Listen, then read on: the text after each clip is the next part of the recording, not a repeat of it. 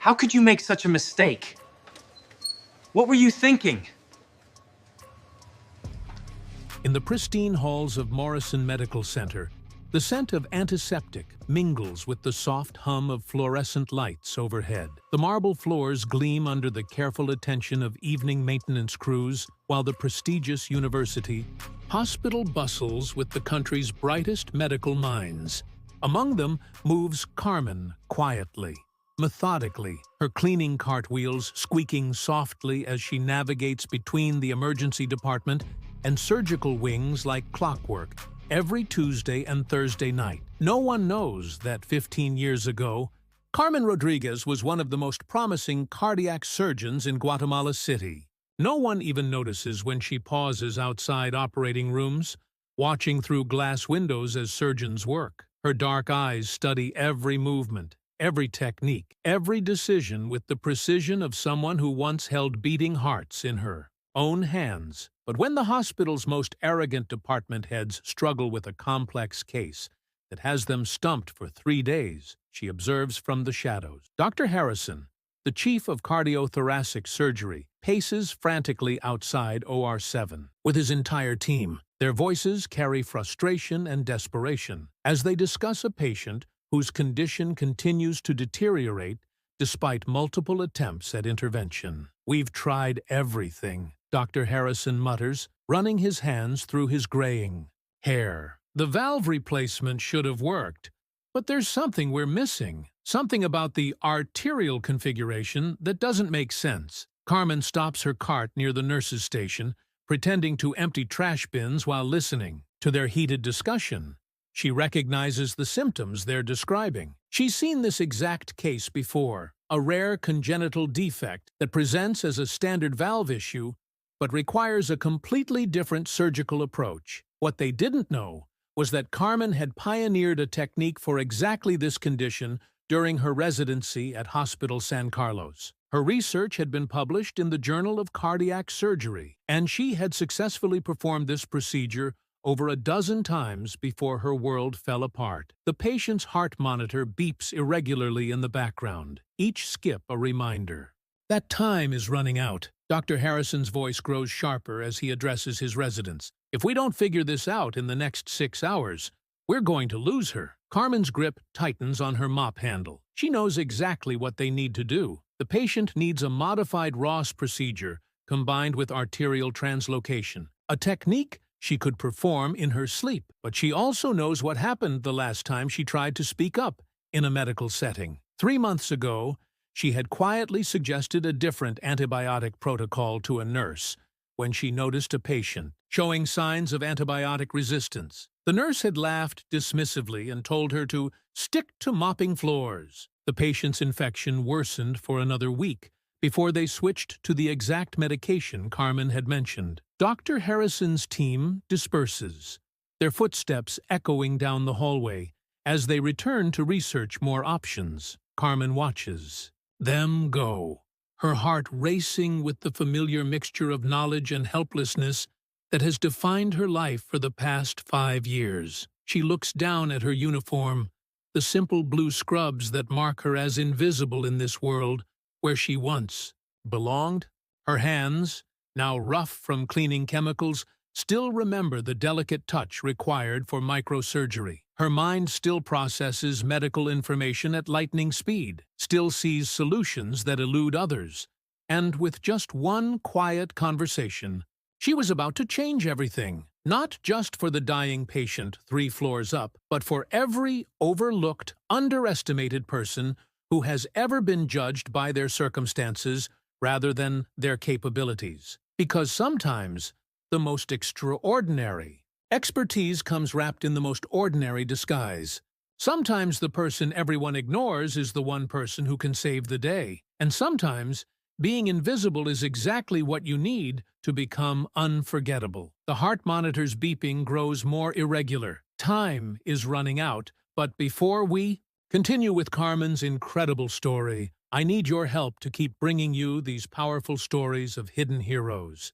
If you believe that everyone deserves to be seen and valued, regardless of their current circumstances, please hit that subscribe button and join our community of over 2 million people who are changing how we see the world around us. And here's something I want you to think about while you watch this story unfold. On a scale of 0 to 10, how often do you really notice the people who work behind the scenes in your daily life? The cleaners, the maintenance workers, the support staff who keep everything running smoothly? Drop your honest answer in the comments. And by the end of this video, I guarantee that number is going to change forever. Now, let's get back to Carmen's story, because what happens next will leave you speechless. Carmen Elena Rodriguez had worked at Morrison Medical Center for exactly 3 years, 2 months, and 16 days.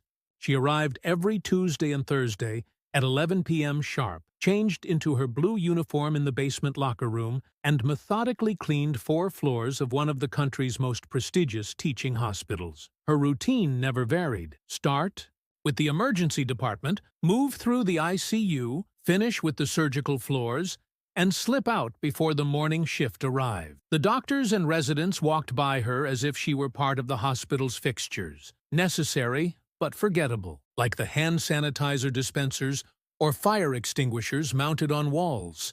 They discussed complex cases right in front of her, their voices carrying technical terminology that they assumed would be meaningless to someone pushing a mop cart. But Carmen watched. She always watched. Through glass doors and over nursing station counters, she observed procedures, noted medication choices, and silently critiqued techniques.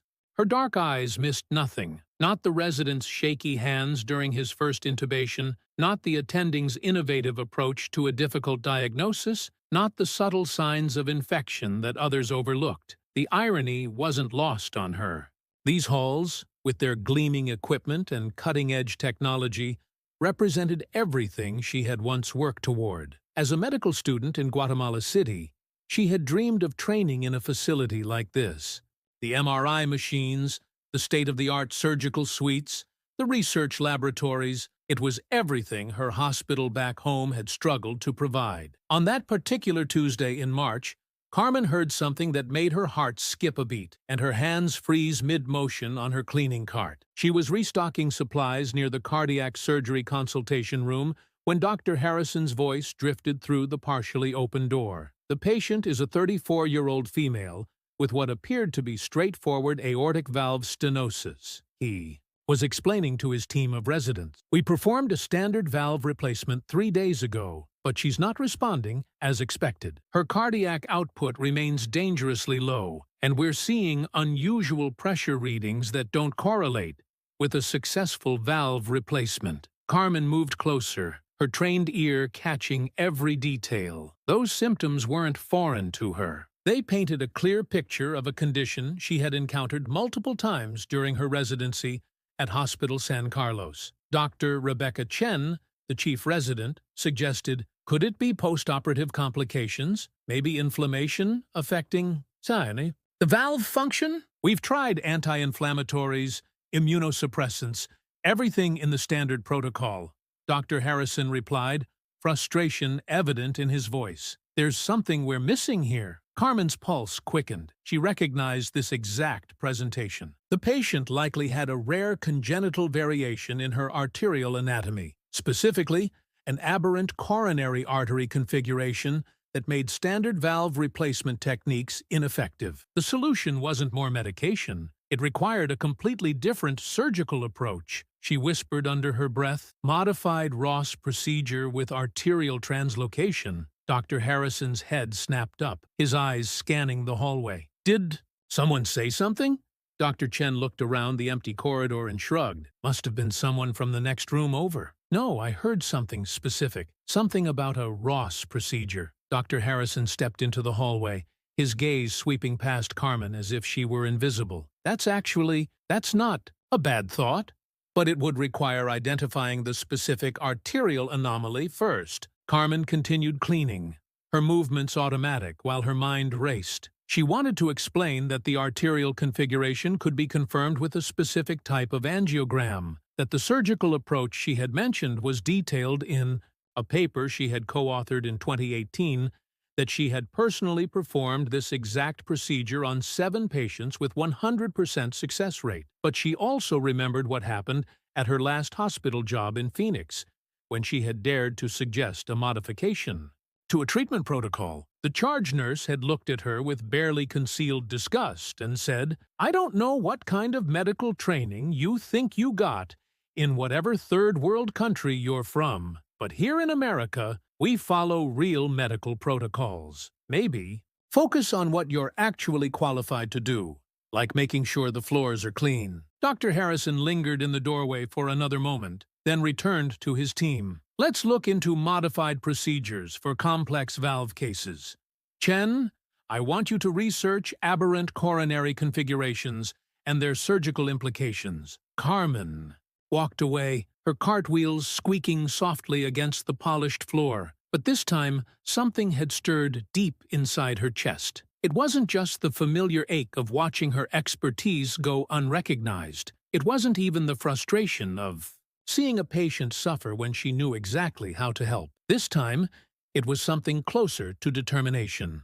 Because somewhere 3 floors up, a 34-year-old woman was fighting for her life, and Carmen Rodriguez was possibly the only person in this entire prestigious medical center who knew exactly how to save her. Thursday night arrived with the same routine, but Carmen felt different as she pushed her cart through Morrison's familiar hallways. The patient from Dr. Harrison's case was still in critical condition. She had overheard the concerned whispers at the nurses' stations, seen the increased frequency of specialist consultations, felt the growing tension that always surrounded a case going wrong. The prestigious medical center prided itself on its success rates, its cutting-edge treatments, its ability to handle the most complex cases.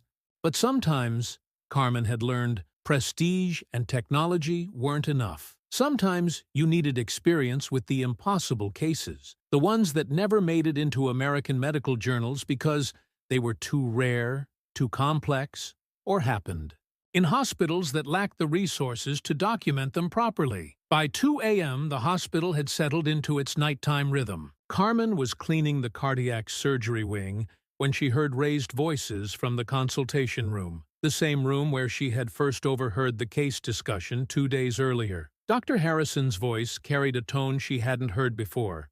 Desperation edged with professional panic. "The patient's condition is deteriorating rapidly," he was saying to someone on speakerphone, likely the hospital's chief of surgery. "We've consulted with cardiac specialists from Johns Hopkins and Mayo Clinic. Everyone agrees the valve replacement was technically perfect, but something is still wrong." Carmen slowed her movements, positioned her cart closer to the door. "What about the Ross procedure you mentioned earlier?" came the voice from the speaker. "We researched it extensively." Dr. Chen found several papers discussing modified approaches, but nothing that specifically addresses this arterial configuration.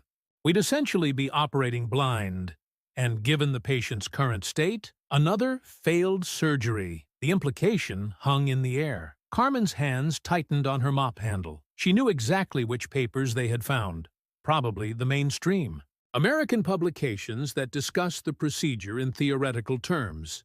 But she also knew they hadn't found her research, published in the Latin American Journal of Cardiac Surgery, which detailed the specific technique needed for this exact case. "Doctor, we need to make a decision," came another voice. "Dr. Martinez, the chief of surgery. The family is asking questions. The patient's husband is a prominent attorney, and he's starting to suggest we transfer her to another facility." "Transfer won't help if no one knows what they're dealing with," Dr. Harrison replied grimly. "This case is going to end up in medical journals one way or another, either as a successful innovation or as a cautionary tale." Carmen stepped closer to the door, her heart pounding. Through the small window, she could see Dr. Harrison pacing, his usually immaculate appearance disheveled from stress. Dr. Chen sat at the computer, scrolling through research papers with increasing desperation. Without thinking, she spoke up, her voice cutting through their discussion. "The paper you need is Modified Ross Procedure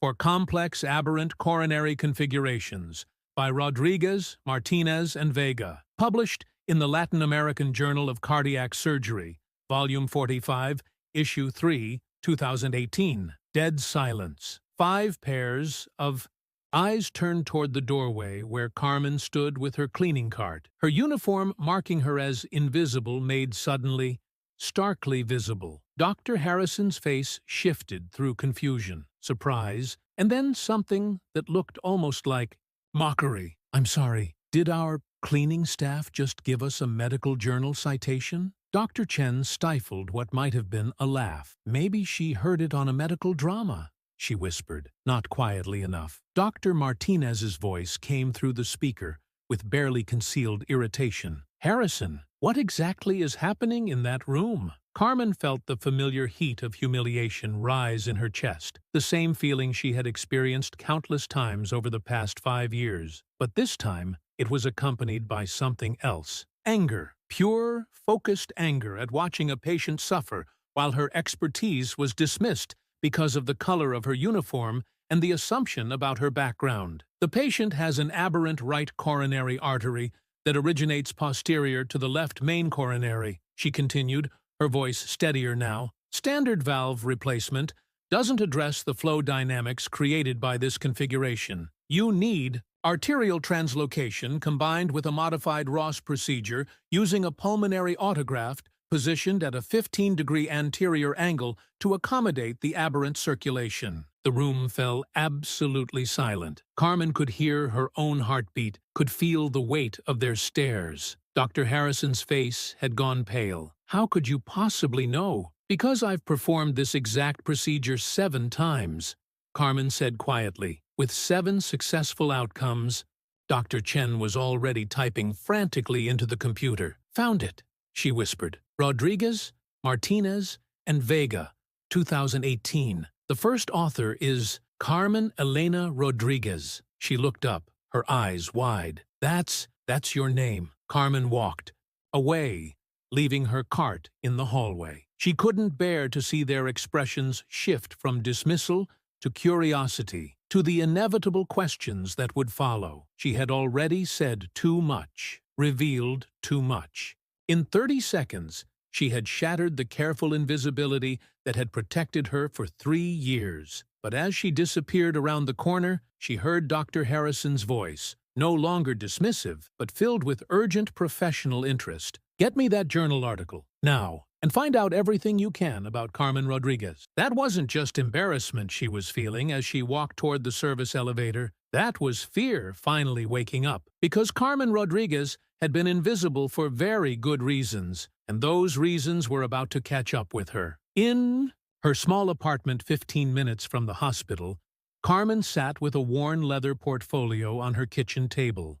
The cover was embossed with the seal of Universidad de San Carlos de Guatemala, and the pages inside told the story of a life that felt like it belonged to someone else entirely. On the first page, a photograph of a younger Carmen in surgical scrubs, smiling confidently beside Dr. Eduardo Martinez, the legendary cardiac surgeon who had trained her. Below it, her medical license, dated 2015, certifying Dr. Carmen Elena Rodriguez as a specialist in cardiothoracic surgery. The pages were full of commendations, research publications, surgical case reports, and photographs from medical conferences across Central America. Back then, this portfolio had been her proudest possession. Every page represented years of sacrifice, of studying by candlelight when the electricity failed, of working 3 jobs to pay for medical school, of proving herself in a field where women faced constant doubt and discrimination.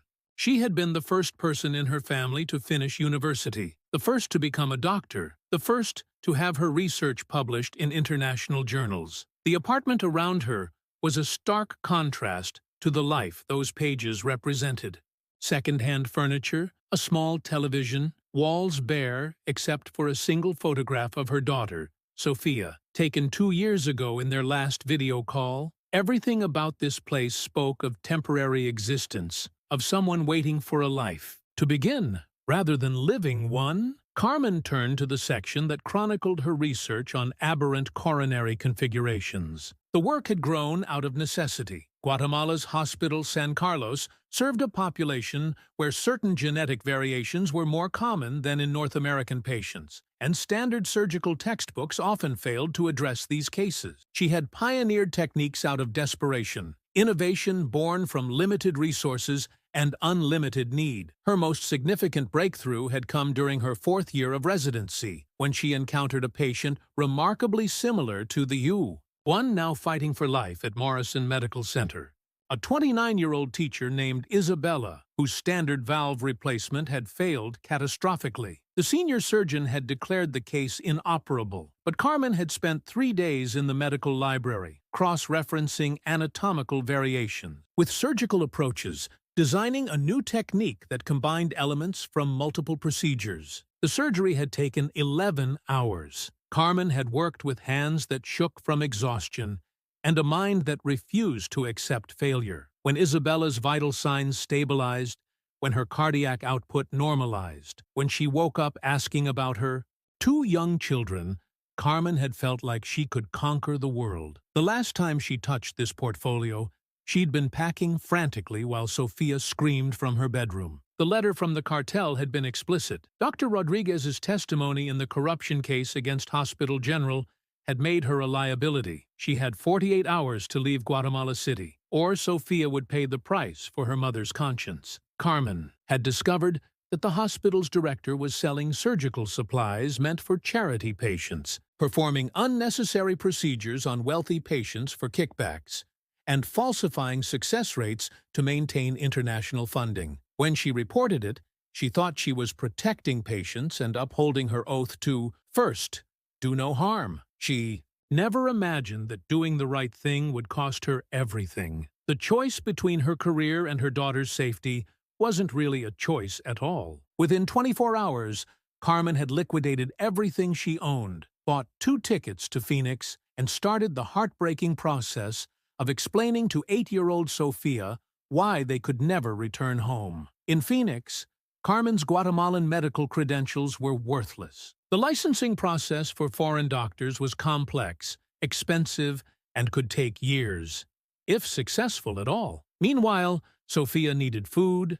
housing, stability, and hope that her mother could still take care of her. Cleaning jobs paid immediately, required no background checks, and kept them invisible in a way that felt safer than prominence. She had planned it as temporary, just until she could navigate the American medical system and restart her career. But temporary had stretched into years as the demands of single parenthood, financial pressure, and cultural barriers created an increasingly impossible maze. Every month that passed made returning to medicine seem more unrealistic. Her hands grew rough, her confidence diminished, and her identity as Dr. Rodriguez faded into memory. Sophia, now 13, and living with Carmen's sister in Texas, video called every Sunday. Each conversation was a reminder of what the sacrifice had cost. Not just Carmen's career, but precious time with the daughter she had moved heaven and earth to protect. Sophia spoke more English than Spanish now, dreamed of American colleges, and sometimes forgot to mention her mother when teachers asked about her family. But this time, looking at the portfolio spread across her small kitchen table, Carmen didn't cry. She turned to her laptop and started researching Morrison Medical Center's policies for consulting physicians, guest lecturers, and emergency medical consultations. There it is, she whispered to herself, reading about the hospital's provision for expert consultation in complex cases. It was always there. The path back to being Dr. Carmen Rodriguez had been hidden, but it wasn't closed. And tonight, a patient's life might depend on her willingness to walk through that door again. The campus was still asleep when Carmen stepped outside her apartment building at 4:30 a.m. Friday morning. The pre-dawn air was crisp, and the hospital's twine-wand lights glowed like a beacon 6 blocks away. In her hands, she carried 2 things: her worn leather portfolio and a manila envelope containing detailed surgical notes, diagrams, and a step-by-step protocol for the procedure that could save the patient's life. She had spent the remaining hours of the night doing what she did best, solving complex medical problems with precision and thoroughness. Her kitchen table had become a makeshift surgical planning station, covered with hand-drawn anatomical diagrams, calculated medication dosages, and detailed procedural notes written in the careful script that had once filled countless medical charts. Carmen entered Morrison Medical Center through the service entrance, her employee key card still functioning despite the unusual hour. The hospital felt different in these quiet moments before dawn, less imposing, more like the smaller hospital in Guatemala where she had first fallen in love with medicine. The halls that usually bustled with activity were peaceful, broken only by the soft beeping of monitors and the distant murmur of overnight staff. She made her way to the cardiac surgery wing, but instead of retrieving her cleaning cart, she went directly to Dr. Harrison's office. His door was locked, but the central consultation room was open, the same room where she had first heard about the patient's case, where she had made the decision to speak up, where everything had changed. Carmen pulled out her portfolio and opened it to the relevant research papers. With methodical precision, she began writing, not a note or a suggestion, but a complete surgical protocol.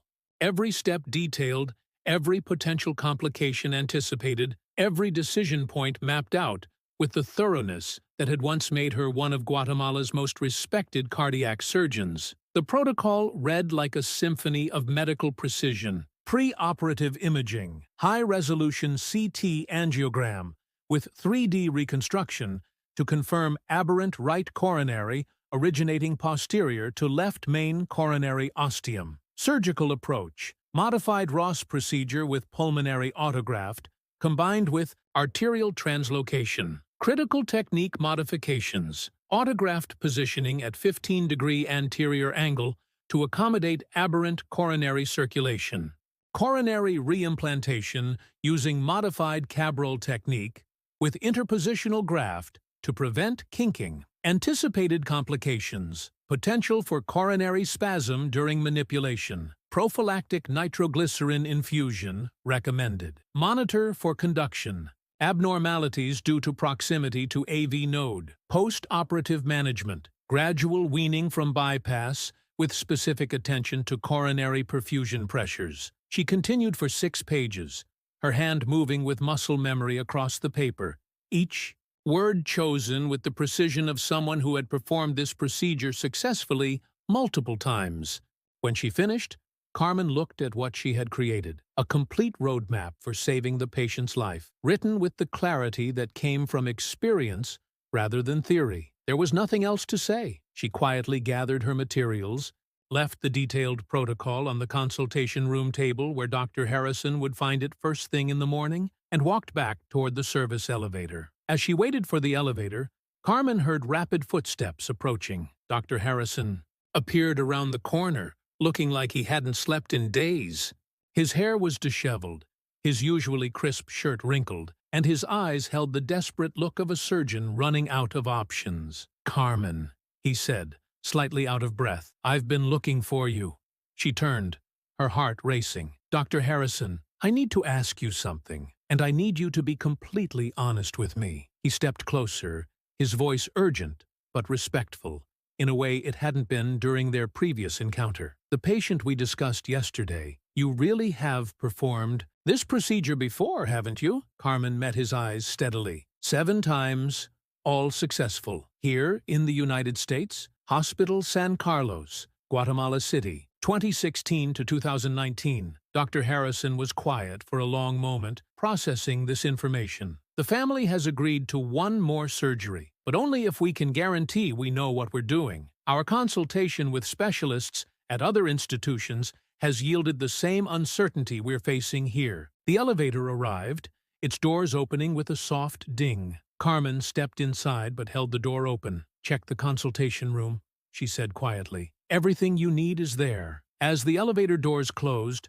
she saw Dr. Harrison's expression shift from desperation to something that looked like hope. Within minutes, he would find her protocol, her diagrams, her complete solution to a problem that had stumped an entire team of prestigious surgeons. By the time Carmen reached the parking garage, her phone was buzzing with a text from an unknown number. "Dr. Rodriguez, we need to talk." "Dr. Harrison, For the first time in 5 years, someone was calling her doctor again. They pulled the security footage Friday morning, and there she was. Carmen Elena Rodriguez, employee ID 4847, cleaning staff level 2, entering the consultation room at 5:15 a.m.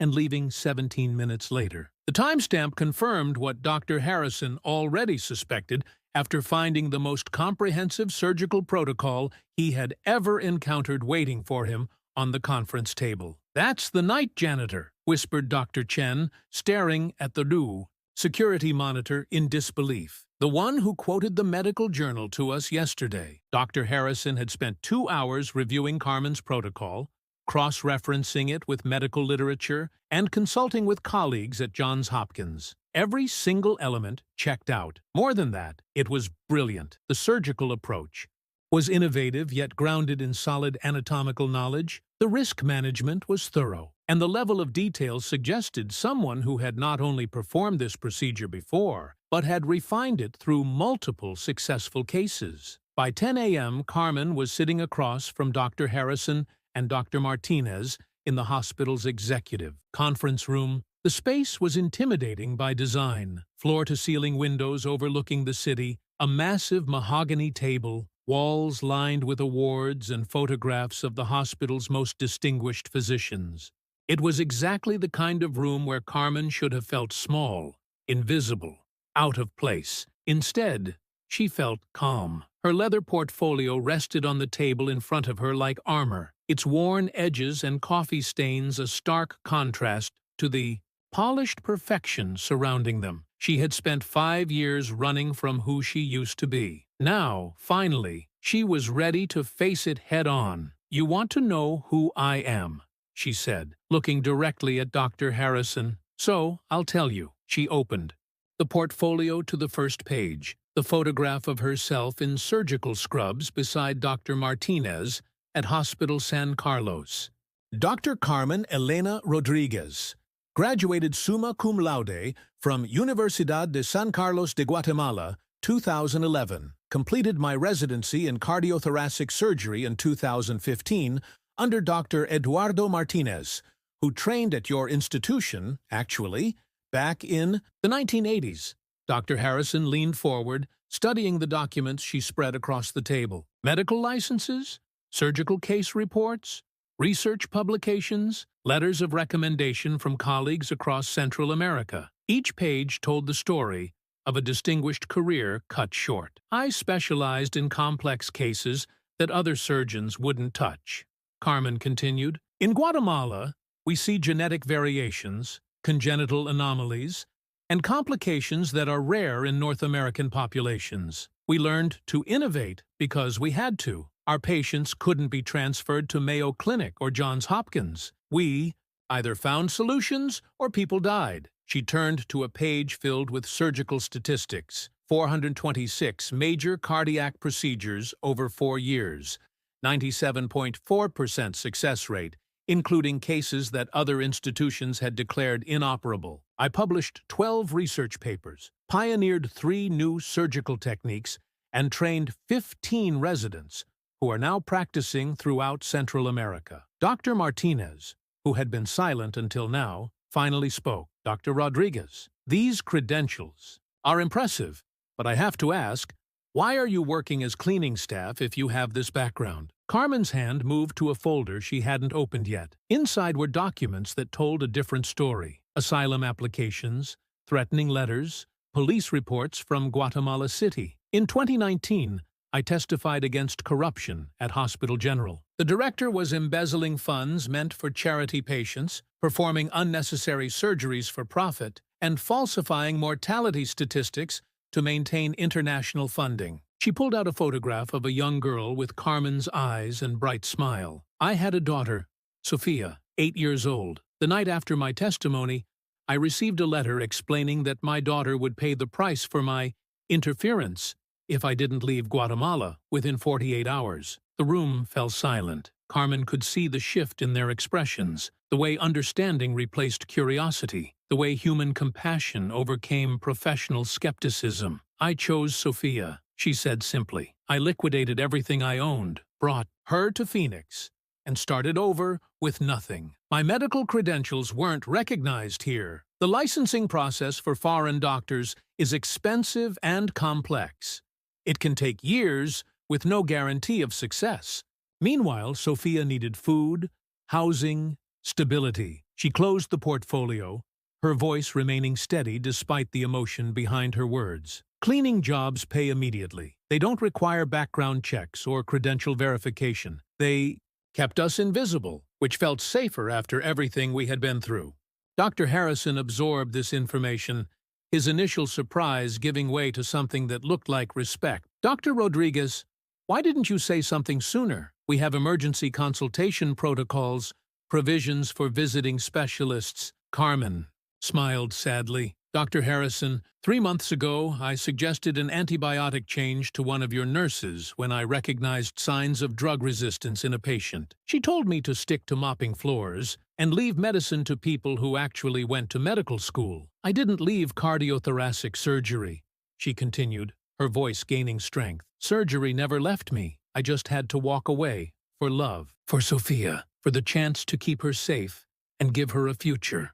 In that quiet conference room, they finally saw Carmen, not as a cleaning woman who had overstepped her bounds, but as Dr. Carmen Elena Rodriguez, a skilled surgeon whose expertise had been hidden by circumstances beyond her control. The next morning, Carmen stepped into Morrison Medical Center like always, but something was fundamentally different.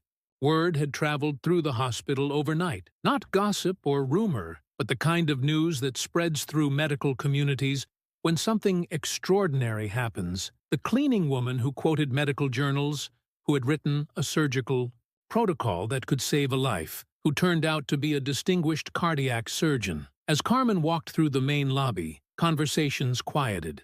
Not with the awkward silence of people avoiding the help, but with something that looked almost like reverence. Dr. Patricia Lee, the chief of internal medicine, actually nodded to her, a small gesture that would have seemed insignificant to anyone else, but meant the world to someone who had been invisible for 5 years. The elevator to the cardiac wing was full of residents and medical students.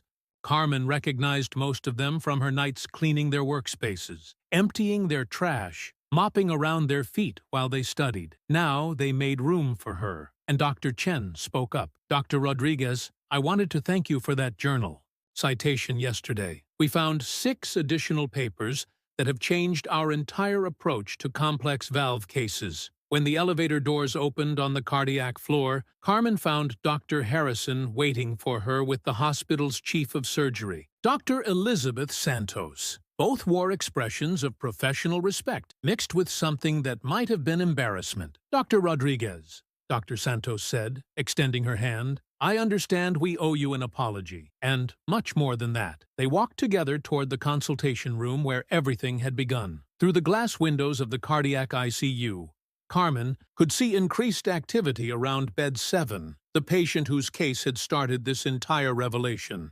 Nursing staff monitored her closely, preparing for what everyone hoped would be a successful surgery. The board met in emergency session last night.